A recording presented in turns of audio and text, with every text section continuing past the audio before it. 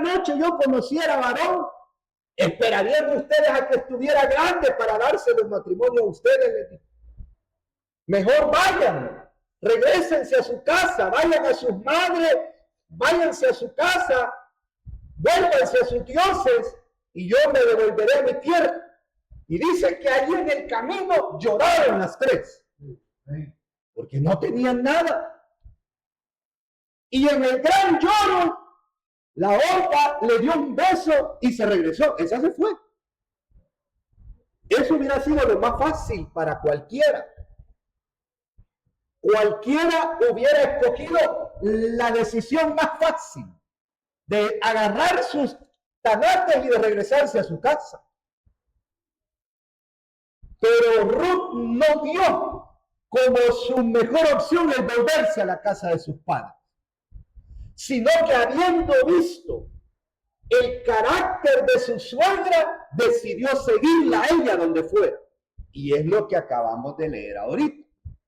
Que estando en ese momento, ella vino y le exclamó lo que leímos y le dijo, no me ruegues que te deje y me aparte de ti, porque a donde quiera que tú fueres, iré yo, y a donde quiera que vives, viviré. ¿Qué es lo que estamos viendo acá? Una decisión de una jovencita que bien se hubiera podido buscar otro joven por allá, moabita, y haberse casado.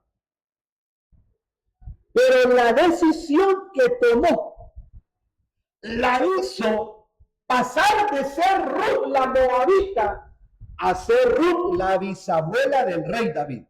Amén.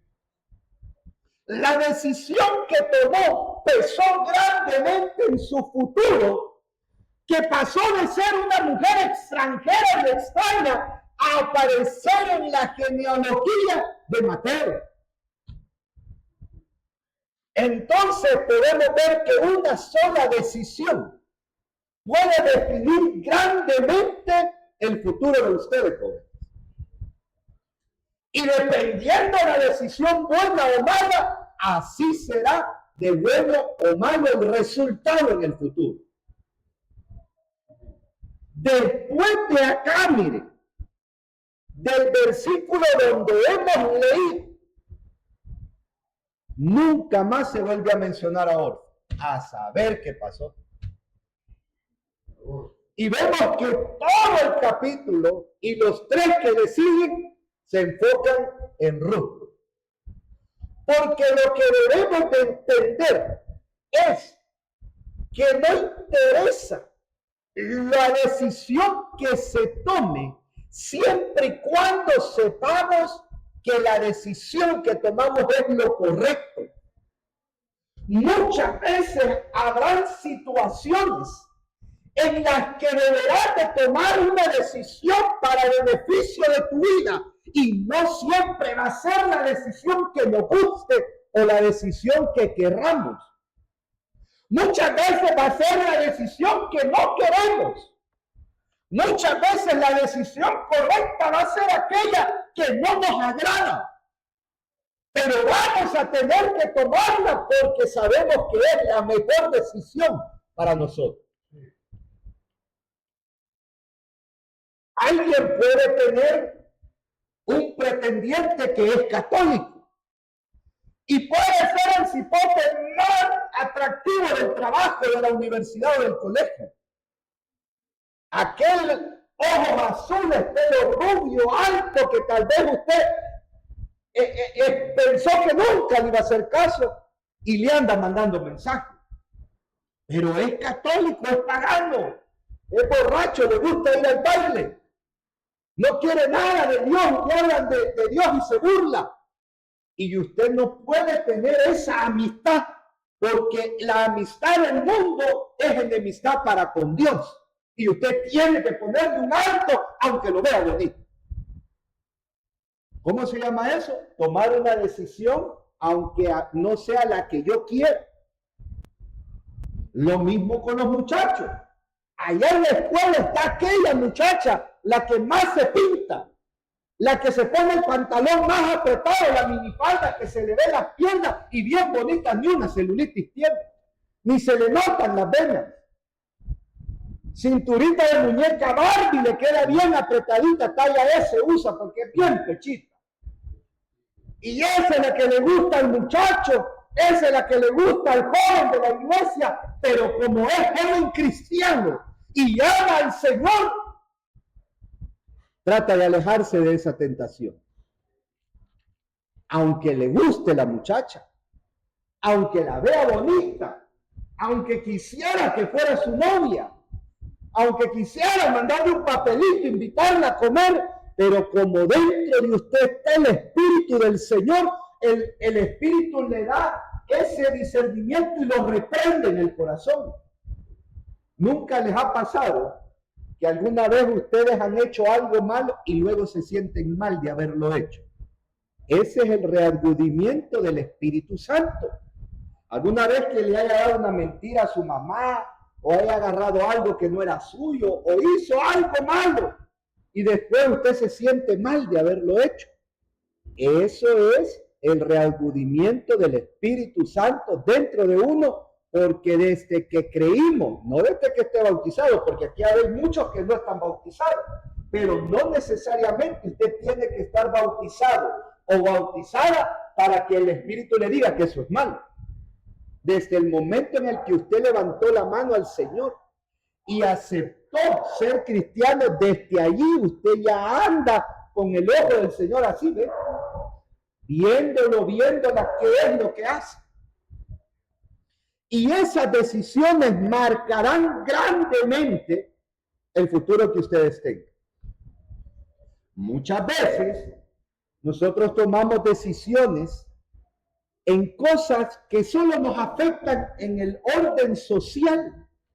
Muchas veces nosotros pensamos nada más en qué voy a ganar en el bachillerato, de qué voy a estudiar en la universidad, de qué me voy a graduar, cuál oferta de trabajo agarro, cuál me pagan más, si me quedo aquí o me busco otro trabajo, y comenzamos a sacar decisiones de nuestra vida social o normal. Pero las mejores decisiones son las que tomamos para nuestro beneficio espiritual. Que tú rechaces un día de trabajo por no perderte una actividad de la iglesia, le aseguro que el Señor le da al doble de lo que usted pudo haber perdido, porque conmigo lo ha hecho. Si usted cambió horario de una materia por tal que le quedara tiempo para no perder de congregarse, le aseguro que esa materia usted la pasa con mejor nota que aunque usted le hubiera llevado el día que le iba a quitar un día de culto, porque Dios honra la fidelidad de los que le honran, y la fidelidad del hombre para con Dios, Dios la exalta a lo sumo. Cuando usted pone las decisiones de Dios por encima de sus propias decisiones, Dios lo bendice más grandemente de lo que usted puede creer. Y aquí lo podemos ver nosotros. A veces el problema surge porque nosotros queremos muchas veces vivir el capítulo 4 sin antes haber pasado por el 2 o por el 3. Y no podemos saltarnos la historia que Dios va marcando en nuestra vida. Nosotros muchas veces queremos llegar al desenlace donde Dios nos bendice y nos prospera, pero antes de eso hay que pasar por la era, hay que ir a espigar, hay que estar hasta la medianoche. Y muchas veces nosotros no queremos estar en ese momento. Para llegar al punto en el que Ruth volvía y se volvía una mujer de renombre entre Israel, primero tuvo que pasar por una persona desapercibida, donde la suegra, en lugar de tener bendiciones y de ser alabada, estaba en gran calamidad, al punto que Noemí dijo: no me llamen más Noemí, sino llámenme Mara, porque en amargura estoy. ¿Cree que no era terrible la situación en la que estaba? Pero fíjese que ahí en el 4 dice que las mujeres de Israel elogiaron después a Noemí por la mujer que se había vuelto a raíz de Ruth. Es decir, que pasó de un momento de lloro y de tristeza, pero luego vino la bendición, porque hay momentos en la vida donde no todo va a ser alegría, pero en el momento de la dificultad y del dolor es donde mejores decisiones debemos de tomar. Porque en el momento de la desesperación es donde más metemos la pata. ¿Por qué? Porque estamos conturbados y no pensamos bien. En el momento del problema, en el momento de la aflicción, es cuanto más errores cometemos en decisiones, porque nos arrebatamos. Eso le pasó a la orfa, pero debemos de tener la tranquilidad que vemos en Ruth, que a pesar que el panorama no era un panorama bueno, a pesar que el panorama no pintaba que fuera algo bueno, después que la suegra había tenido todo, tenía su hogar, su familia, sus cosas, había salido en bendición, pero había venido en desgracia nuevamente a Belén, y estando en esa calamidad, cualquiera puede salir corriendo de ahí, pero veamos las palabras de Ruth tan convincentes para sí misma y para su suegra, que en lugar de ponerse a llorar a la par de ella, le inyectó fe y le dijo: no me ruegues que te deje, como quien dice, no importa si haya comida o no haya comida, no importa si tengo marido o no tengo, si tengo hijos o no tengo, nada me podrá separar de tu lado. ¿Qué quiere decir eso? Fidelidad entre Ruth y Noemí. Y esa parte tan esencial ahora no es de nosotros para con Ruth, ahora es de nosotros para con Cristo. Que nada nos separe del amor que es en Cristo Jesús, sino que ahora, aunque vengan tempestades, aunque vengan situaciones, aunque hayan tribulaciones, aunque haya momentos donde haya que llorar y sentirse que nada tiene solución, que nada nos pueda separar del amor de Cristo. Que a pesar que el panorama se vea nublado, que a pesar que las circunstancias no se vea una solución, que aunque pareciera que todo sale mal, pero si estamos agarrados del Señor, tarde o temprano vendrá la bonanza a nuestra vida. Tarde o temprano nos encontraremos como oso en la era y cambiará el panorama. Tarde o temprano vendrán las bendiciones de parte de Dios y nos alcanzarán por la fidelidad que tenemos en Él. Entonces preguntémonos ahora a nosotros, ¿qué cosas son las que nos han hecho actuar como Orfa y no como Ruth? Porque Orfa, cuando vio que la Noemí no tenía nada, cuando vio que todo se le había acabado, cuando vio que venía de regreso con las manos vacías, decidió mejor irse rápido para donde su mamá.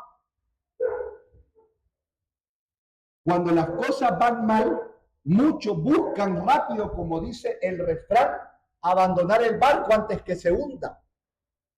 Cuando ven que las cosas van mal, muchos buscan otras iglesias, otros lugares, salirse de la situación, porque en lugar de enfrentar el problema, prefieren mejor la huida, que es lo más fácil.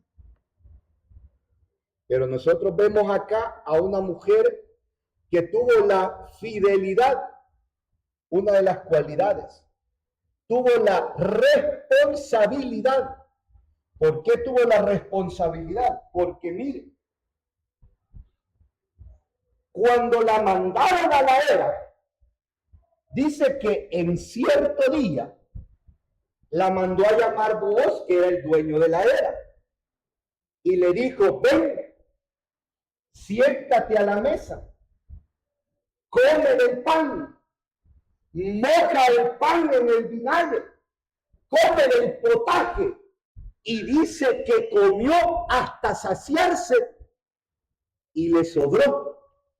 Y mire, le sobró y se lo llevó a la nuera, a la suegra para que comiera. Y dice que de lo que recogió de la cebada, la desgranó y le sobró un efa y se lo llevó a la suegra para que ella también comiera. Eso quiere decir que aunque ella estaba ahí en la situación, no pensaba solo en ella, sino que también estaba pensando en su suegra que estaba ahí en la casa y no tenía nada también. Esa responsabilidad que ella tenía. Y un tercer elemento muy importante es la fe que obraba en Ruth. Porque Ruth era de un pueblo pagano, porque no era israelita, era moabita. Sus esposos eran los israelitas, pero ellos, los hijos de Noemí, ellos y la familia eran los israelitas. Pero Ruth no era israelita. Ella creía en dioses paganos y tenía una cultura muy diferente a la costumbre que los israelitas tenían. Pero resulta que ella no solamente lo hace en un sentido de apariencia o de emoción, sino que lo hace con una convicción genuina. Y eso se traduce en una fe genuina para con Noemí, que no solamente le dijo las palabras de que tu Dios será mi Dios y tu pueblo será mi pueblo y donde tú mueras yo moriré y el día de mañana se le olvidó, sino que se lo demostró con hechos al punto que cuando se acerca a vos, le llega a la medianoche, por mandato de Noemí, le descubre los pies y se acuesta a la par de él, ahí a los pies, y a la medianoche que vos se da vuelta ahí, que ya le pegó una patada y sintió el bulto, y ¿qué pasa aquí? Se despertó y se afligió que vio a la mujer ahí dormida. ¿Y qué fue lo que sucedió? Que estando en ese momento, le dijo una palabra a Booz muy importante. Y le dijo, tu benevolencia o tu bendición postrera es mayor que la primera, porque siendo tú joven, no has ido a buscar a los jóvenes, sino que te has adaptado conforme a las condiciones de redención de Israel. ¿Qué quiere decir eso? Que a pesar que era extranjera, se había apegado a todas las cosas de los israelitas como que fuera un israelita más. Y hizo conforme Noemí le dio indicaciones que hiciera. Así como se lo dijo, así lo hizo. Le dijo, te vas a lavar, te vas a ungir y te vas a vestir, le dijo. Y vas a ir a la era y le vas a descubrir los pies y ahí te vas a acostar. Así lo haré, le dijo. Mire, obediente la muchacha, como la de aquí de la flor, obedientes todos.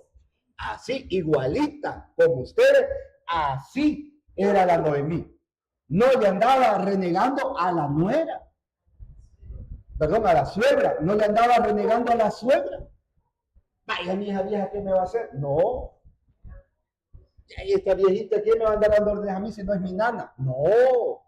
Le era obediente, como que fuera su madre. Las indicaciones que le daba, las acataba y lo hacía así.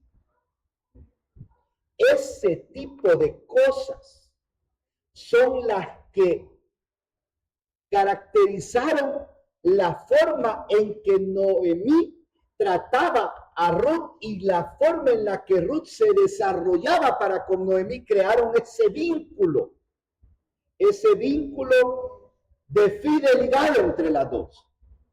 Y por eso el pasaje dice que todo el tiempo en que se hubo la siega de la cebada y del trigo, en todo ese tiempo, la Noemí vivió con Ruth en la misma casa, las dos. Y no se habla, por lo menos aquí, mi Biblia no dice que vivieron peleándose. Ni dice acá que la Noemí en alguna la sacó a escobazos a la Ruth porque le llegó noche o algo. No, sino que si hasta la medianoche terminaba de recoger lo de la siega, Noemí sabía que allá estaba trabajando, no andaba en otro lado. Porque era una muchacha de buenos principios. Y eso le dio un carácter a Noemí para con las mujeres, que luego ella fue dichosa entre Israel por la nuera que tenía. Y a Ruth, que era Ruth, mire, se le dio un título que Salomón luego lo menciona. Y dice que cuando Booz la vio, le dijo, en el pueblo dice que tú eres mujer virtuosa. Mire, o sea que no la conocían por chambrosa, ni por peleonera, ni por mal hablada. Mire, oiga el testimonio que Ruth tenía, dice, te conocen a ti entre el pueblo que eres mujer virtuosa.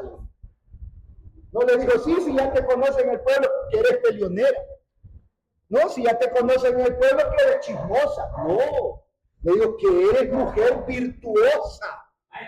Y como dice el versículo, mujer virtuosa, ¿quién la hallará? Porque su estima sobrepasa el de las piedras preciosas.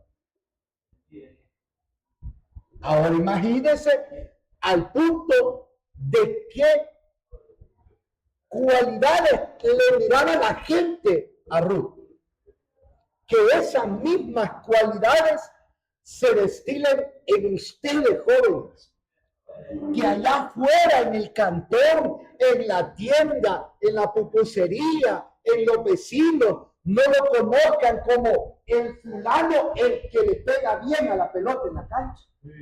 Que no lo conozcan como el fulano, el que es buen portero allá, que todas las ataja. Que no lo conozcan como el fulano, el que se puede los chistes más chistosos de todo el colegio. Que no lo conozcan por esas cosas, sino que lo conozcan que el fulano, que la fulana, que la hermana es hija de Dios. Que la conozcan por cantora, que la conozcan por los grandes salmos, que la conozcan por las alabanzas que entona, que la conozcan por las virtudes buenas que usted puede enseñar a los demás. Pero eso se adquiere por las buenas decisiones que tomemos. Porque si tomamos malas decisiones, vamos a reflejar una mala imagen para la sociedad. Y si sabemos tomar buenas decisiones, las decisiones que tomemos ahora van a llegar a tener un peso en el futuro. Yo quiero terminar esta noche con esto.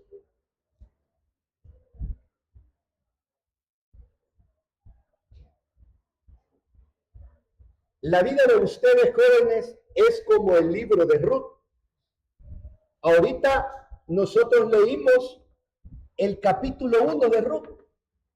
Ruth regresando de las tierras de Moab para Belén, en un momento de gran tristeza y amargura que rodeaban a ella y a su suegra y su familia. Pero la decisión que Ruth tomó aquí, en el 16 y en el 17, fue la decisión tan grande por la que se tuvo que escribir 3 capítulos más acerca de la historia de Ruth. Si en este momento Ruth besa a Noemí y se regresa a su casa como orfa, no tuviéramos este libro esta noche. Ahora la vida de ustedes es como este libro de Ruth. Ahora ustedes están en el capítulo 1 Y la decisión que ustedes tomen ahora dependerá de qué se va a llenar los otros 3 capítulos de su vida. Dependerá cuál va a ser el destino final para ustedes. Si la decisión que ustedes toman adecuada o la decisión que ustedes toman equivocada, eso es lo que escribirá la historia del libro de su vida. Y de eso dependerá lo bueno y lo malo que se escriba del capítulo 2 en adelante. Así que la idea esta noche es que sepamos tomar buenas decisiones. ¿Y cómo vamos a saber tomar buenas decisiones? Cuando antes de decidir, primero le consultemos a Dios si la decisión que tomamos es la adecuada o no. Cuando nosotros ponemos el carácter de Dios como Dios supremo, omnipotente, y encomendamos a Él primero nuestras decisiones, las cosas tomarán un rumbo diferente. Pero si usted toma decisiones sin que Dios haya obrado o tomado su decisión primero, muy probablemente va a fracasar. Porque los pensamientos de nosotros muchas veces no están acoplados a los pensamientos de Dios.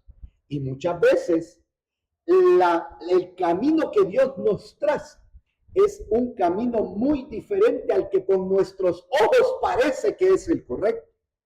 Pero aunque no parezca correcto, si Dios nos ha dado el aval para poder seguir por ahí, téngalo por seguro que Dios obrará al tiempo establecido y Dios hará al final que del llanto surja la alegría y que de la tristeza se convierta en gozo, porque Dios, que todo lo puede y todo lo sabe, Dios mismo tendrá control de cada una de las decisiones que nosotros tomemos en nuestra vida. Así que si nosotros queremos ser personas de éxito, personas que tengamos buenas decisiones, lo primero que debemos de hacer es encomendar a Dios nuestro camino, confiar en Él y Él a su tiempo hará lo que haya que sea necesario a beneficio de nosotros. Así que yo voy a llegar hasta acá y vamos a pasar a la segunda fase de esta noche para que continuemos con el culto. Que la paz del Señor sea con todos. Dios les bendiga.